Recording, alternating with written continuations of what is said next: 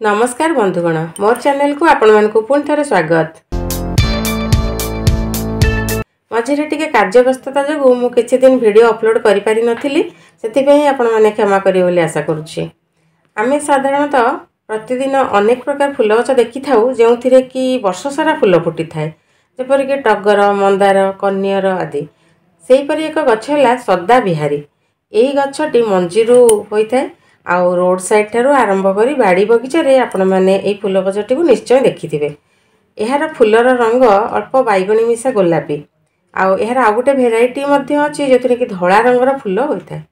एही दुईटी भेराइटी होची देसी भेराइटी। एहा छडा आजिकाली अनेक प्रकार हाइब्रिड भेराइटी देखिबा को मिलुछि जेउथिरे कि विभिन्न रंगर फूल आपण माने देखिबा को पाइबे। आयुर्वेद रे एही गछटीर अनेक उपयोग रहिछि किंतु मु एही वीडियो रे केवल डायबिटीज रे एही गछर पत्र और फूल को सेवन कले किपरि आपनकर ब्लड सुगर लेवल कंट्रोल होई परिबो सेही विषय रे मु आलोचना करिवि। एवं डायबिटीज रे एही गछर पत्र और फूल को नियमित सेवन कले ब्लड सुगर लेवल जे कंट्रोल रही थाए यह अनेक प्रकार रिसर्च रु मध्ये जणा पड़िछि। एहा को आपण किपरि खाइबे एबे मु सेही विषय रे कहिबि। आपण एथिपई केवल देसी भेराइटीर गछ ही व्यवहार करंतु। एहार 3 रु 4टी पत्र नै भल भाबरे धोई दियंतु एवं ताकू खाली पेटरे चोबेई चोबेई खांतु। एहार स्वाद अल्प तिक्त होई थाए। जदि आपण चोबेई खाइबा पई इच्छा करू नाहंती तेबे आपण एहार पत्रर रस बाहर करी मध्ये सेवन करि पारंती। आपण जदि नियमित भाबरे खाली पेटरे सकाळे याकू सेवन करिवे आपणकर ब्लड सुगर निश्चय कंट्रोल रे रहिबो। आपण आपणकर डॉक्टर को सहित परामर्श करी याकू सेवन करिवा आरंभ करंतु और सेही अनुसार आपण चाहिले एलोपैथिक मेडिसिन रो डोज को अल्प अल्प कमाई परिवे। जदि आपनको आखपाखरे बा घरे एही गछटी नाही तेबे आपण एहार ताजा पत्र को कोनोसी जगह रु आनी सुखाई गुंड करी घरे रखंतु। सेही गुंड रु 1 टीस्पून पानी रे फुटाई चा करी मध्ये पी परिवे। एहार फूल और पत्र को मध्ये सिझाई चा करी छाणी पीले मध्ये समान उपकार मिली थाए।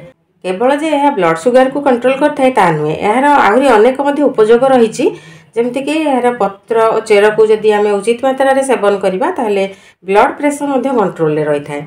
आ जे कोनोसी चर्म जनित रोग जेमति कि काछु कुंडिया जादू आदि रे मध्ये एहार पत्र को बाटी लेप देले ता शीघ्र सुखी जाई थाए।